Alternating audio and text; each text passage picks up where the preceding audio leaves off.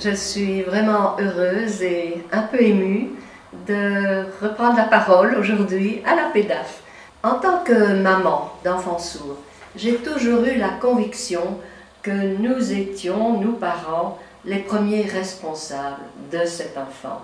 À l'époque de la création de la PEDAF, en 1978, il nous fallait manifester notre existence de parents, nous inscrire comme super parents, car c'est bien plus difficile d'élever un enfant sourd qu'un enfant entendant.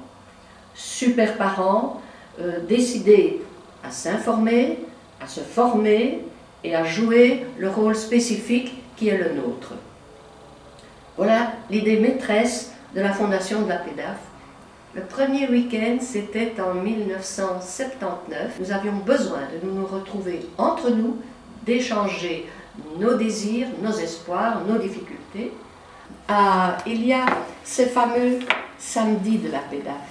Voilà, c'était pas un week-end, c'était 3 samedis successifs qui avaient chacun des thèmes différents.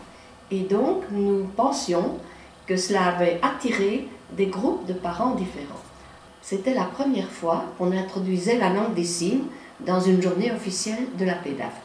La naissance de la part entière, nous voulions être des parents à part entière, donc le nom a été trouvé tout de suite. Les 5 ans de la PEDAF, nous avions réussi, mais nous n'en revenions pas. Nous étions partis de 15, nous étions à plus de 200, nous étions connus, nous faisions la fête. Pour les super parents, rien n'était trop beau. Et je constate que la vie de la PEDAF dépasse largement ses débuts. Je me sens petite face à la place occupée maintenant par la PEDAF dans le monde de la surdité. Les super parents ont gagné.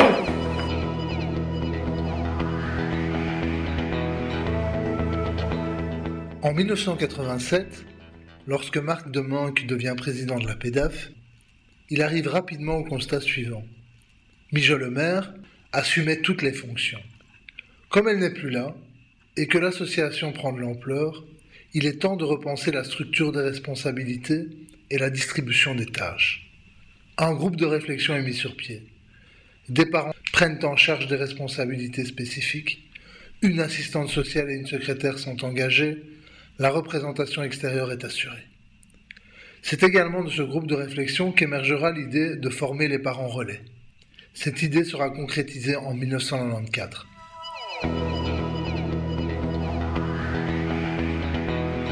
En 1988, Cécile Marchand prend le relais. C'est sous sa présidence que sera réalisé le guide des parents, ainsi que le premier des petits livres de sensibilisation « Ma petite sœur est sourde ».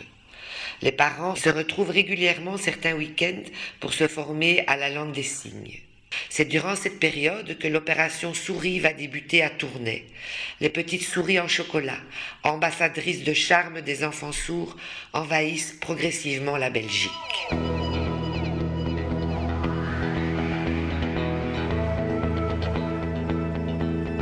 Premier et marquant, c'est pour moi le fait que la PEDAF, durant ces années, je trouve, s'est positionnée dans le monde de la surdité comme un interlocuteur des professionnels, des sourds et du monde politique.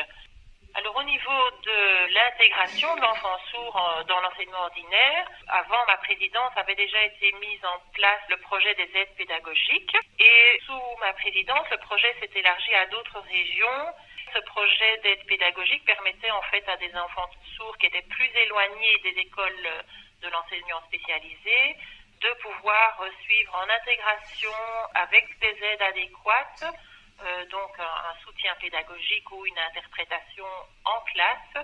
Et puis ce qui a aussi été, je pense, un fait marquant de ces années-là, et qui a permis aussi des rencontres entre parents, c'était le projet Bébé Sourd Bookin. Donc c'est, je pense, au cours de ces années 90 que s'est mis en place des comptes accessibles aux enfants sourds et à leurs familles.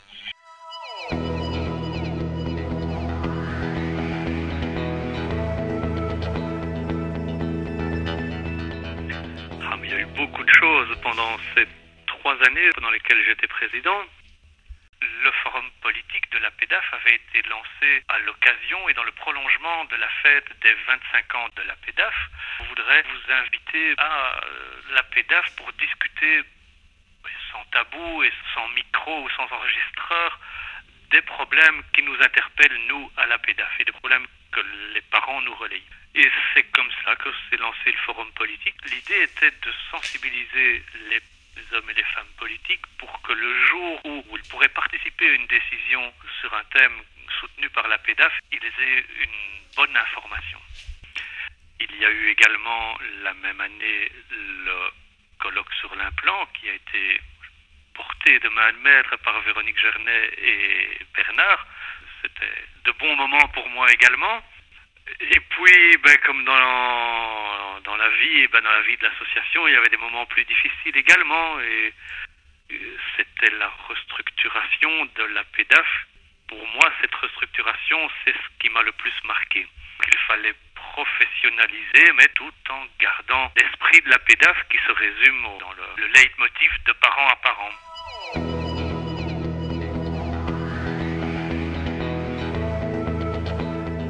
La première chose qui s'est produite à ce moment-là, c'était la mise en place d'une équipe d'aide pédagogique sur Bruxelles. Cette équipe avait été lancée par mon prédécesseur, mais donc il a fallu la suivre au quotidien, voir comment ça pouvait se passer. C'était un public un peu différent et donc une prise en charge différente également. Autre élément important qui s'est produit à cette époque, c'était la reconnaissance de la langue des signes. Ça a quand même été un moment d'une grande symbolique qui a suscité beaucoup de réflexions, de réactions et beaucoup d'espoir aussi. Une évolution importante pour notre association, c'est par ailleurs été la reconnaissance comme organisme d'éducation permanente selon la nouvelle réglementation. C'était important en termes financiers et aussi parce que ça nous a donné la possibilité d'engager à nouveau du personnel spécialisé pour produire des outils permettant donc de donner une information à la population. Et une série d'outils sont dès à présent disponibles. Je pense par exemple au Son et un conseil, au DVD de Bébé Sourd Booking, au Vadémécum de l'aide pédagogique et à l'ouvrage Tous les sourds ne se ressemblent pas. Donc divers outils qui vraiment apportent une dimension encore nouvelle à notre association. Tout cela sans perdre de vue que le cœur de notre association, vraiment ce qui est essentiel, c'est toujours ce lien entre les parents, ce contact direct entre eux, cette possibilité pour les jeunes parents qui apprennent la surdité de pouvoir simplement rencontrer d'autres personnes. Je profite également du fait que j'ai la parole pour vous présenter succinctement le conseil d'administration actuel de la PEDAF, Hervé Valentin, Michel Grabowski et moi-même.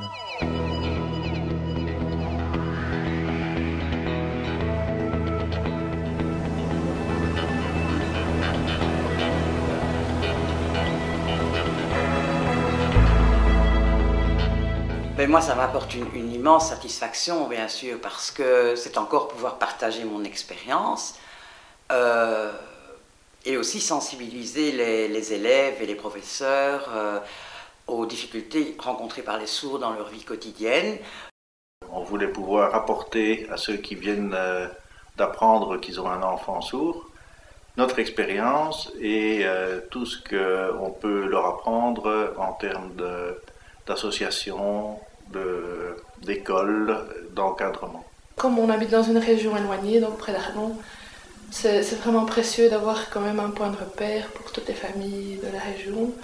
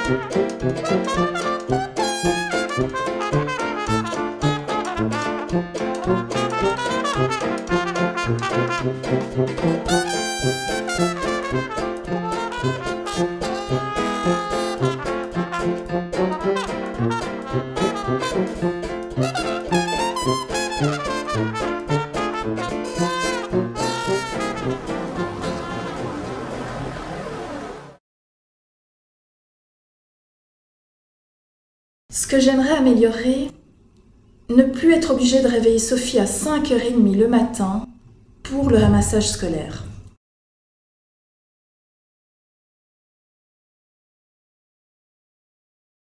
J'aimerais bien que mon fils puisse enfin regarder ses séries télévisées préférées avec sous-titres.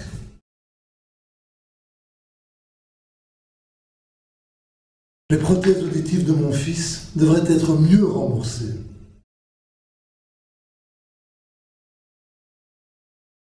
J'aimerais vraiment avoir une meilleure couverture d'assurance pour les prothèses d'Arthur.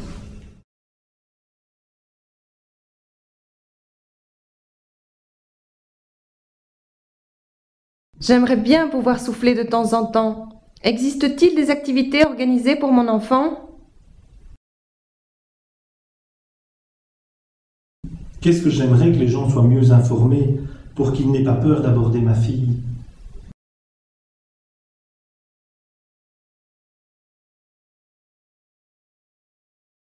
J'aimerais pouvoir mettre mon enfant dans la même école que son ami sourd.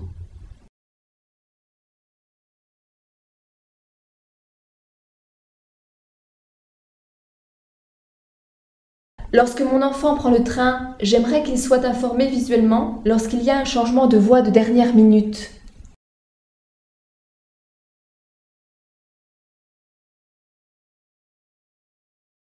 Ça me rassurerait que Thomas puisse envoyer un SMS pour contacter les secours s'il lui arrivait quelque chose.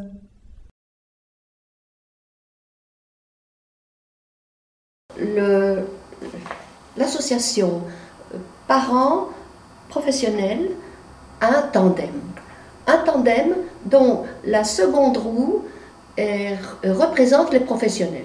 Ce pneu-là, il est gonflé à bloc. Les professionnels, c'est leur vocation, l'enfant sourd, etc. Le premier pneu, ce sont les parents. Et c'est un pneu qui est un peu dégonflé, qui est un peu aplati après l'annonce de la surdité.